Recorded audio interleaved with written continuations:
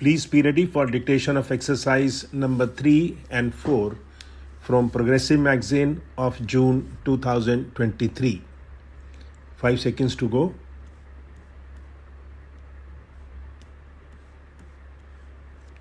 Start.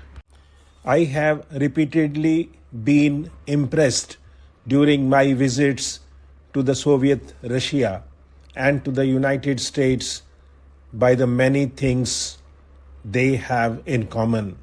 I am thinking more about the people than about politics. The people in both countries are in some ways remarkably similar to each other. They are frank and hospitable and are exceedingly friendly. Essentially, I am thinking of one common feature today in the Soviet Russia and in America, namely the concentration of technological and scientific development as a means to progress. The Russians, in spite of their political differences, are full of admiration for the technological civilization which the United States has built up. They want to do even better. Theirs is a competitive approach.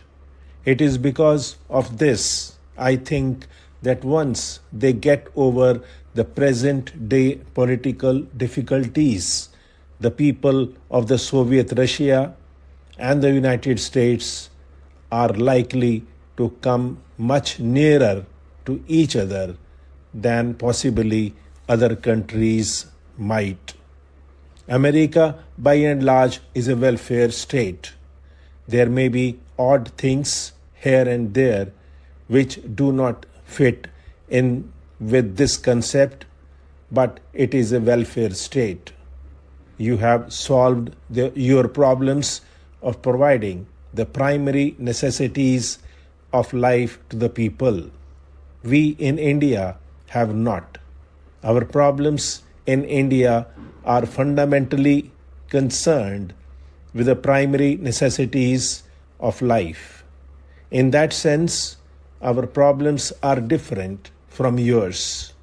Therefore, the pure American approach does not often fit in because you think in terms of an affluent society. For example, you may think in terms of highly mechanized agriculture, but it may not suit India. Not that we are against mechanization, but it may not fit in with the conditions in India. In the Soviet Russia, there has certainly been a very marked and progressive change from the rigid authoritarianism of Stalin's time. We must remember that in the Soviet Russia, at any rate, in the greater part of it, they never had anything but some kind of authoritarian government, whether it was the Tsar's government or any other government.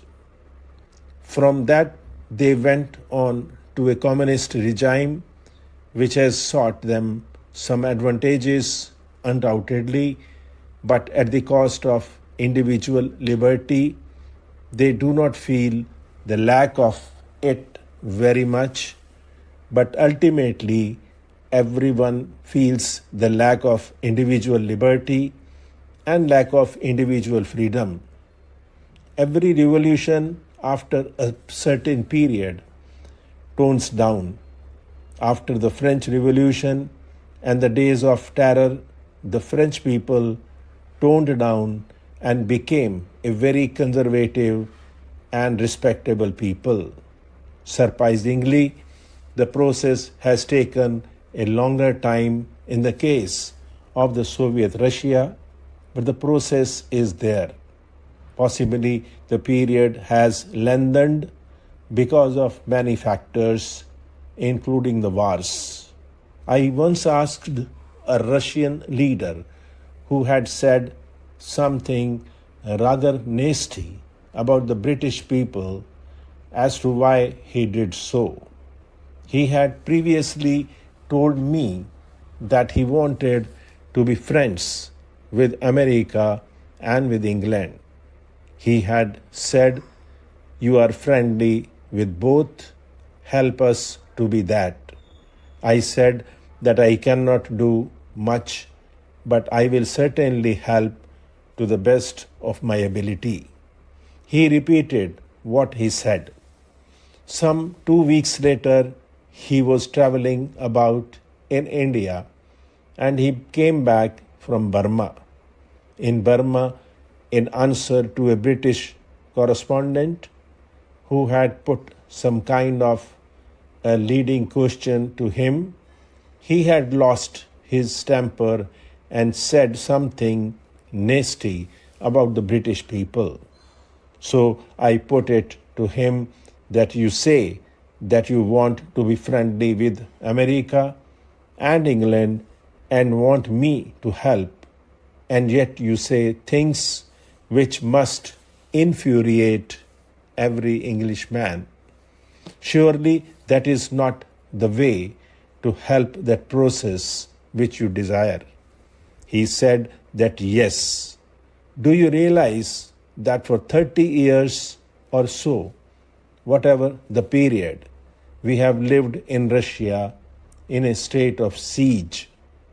We have lived in a state of siege with our enemies surrounding us and trying to put an end to us, crush us.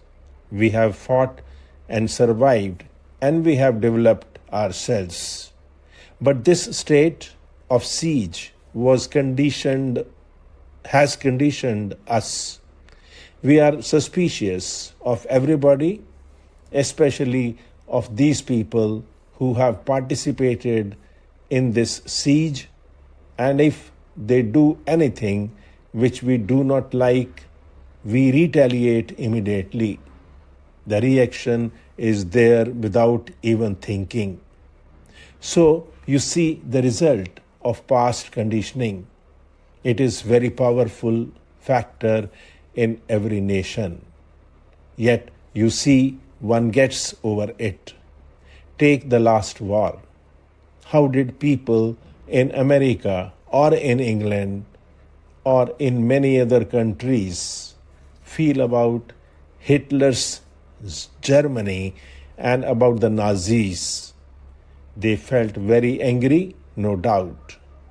But today they are friends with the German people, and rightly so.